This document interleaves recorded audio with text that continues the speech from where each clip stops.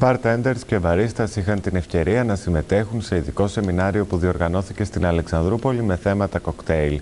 Εκεί έγινε εκτενής αναφορά στην ιστορία των κοκτέιλ και παρουσιάστηκαν τεχνικές και τρόποι παρασκευής τους. Τα μέχρι πριν λίγα χρόνια σχεδόν άγνωστα στο ευρύ κοινό κοκτέιλ κερδίζουν με την πάροδο του χρόνου όλο και περισσότερους λάτρεις. Κοκτέιλ Masterclass που τράβηξε την προσοχή και φυσικά τη συμμετοχή δεκάδων bartender διοργανώθηκε στην Αλεξανδρούπολη. Οι άνθρωποι που έχουν επενδύσει στα κοκτέιλ και τα έχουν αναγάγει σε επιστήμη μίλησαν για την ιστορία και την παρασκευή των κοκτέιλ. Γενικά ασχολούμαστε με το μπαρ, καφέ, ρέστοραν, ιδιαίτερα με τα καφέ και τις καφετέριες. Αυτή τη στιγμή εδώ πέρα κάνουμε ένα σεμινάριο για κοκτέιλς.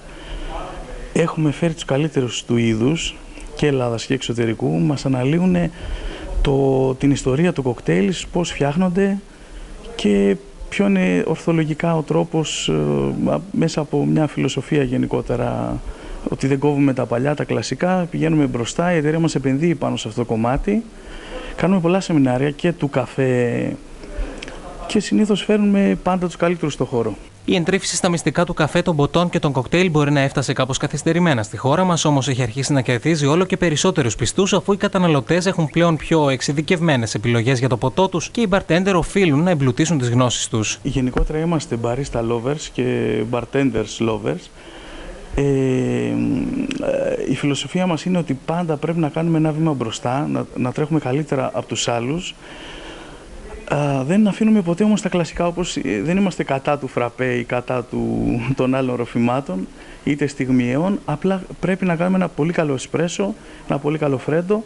Έτσι και εδώ θέλουμε να δουν τα παιδιά να φτιάξουν ένα σωστό κοκτέιλ, στημένο στις βάσεις, με τα φρούτα, με τα λικέρ τα ανάλογα, με τα σιρόπια τα ανάλογα, και γι' αυτό μας μιλάει και ο Αχιλλέας, ο οποίος είναι και expert του είδους. Το οικονομικό μέλλον της χώρας και η περαιτέρω τουριστική της ανάδειξη βρίσκεται στην εστίαση, λένε επαγγελματίες του κλάδου, που τονίζουν πως πρέπει να δοθούν από το κράτος περισσότερα κίνητρα προκειμένου η εστίαση να αναπτυχθεί και να προκύψουν ακόμη περισσότεροι επαγγελματίες στο χώρο. Θέλουμε να μάθουν καλύτερα τα μαγαζιά και τα παιδιά που δουλεύουν μέσα.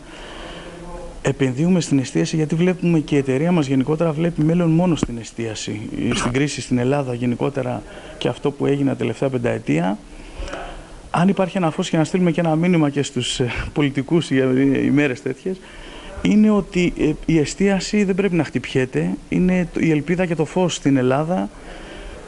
Γενικότερα η εστίαση, το ξενοδοχείο, ο ήλιος μας έμεινε, η θάλασσα, πρέπει να επενδύουμε σε αυτό. Οι άρχοντες να ξεμπλοκάρουν γρήγορα τις επενδύσεις και να τις επεννούνε. Και αυτός είναι ο λόγος, γιατί βλέπουμε κάτι πάνω σε αυτό, ότι προχωράει και μπορούμε να φέρουμε έτσι τουρισμό.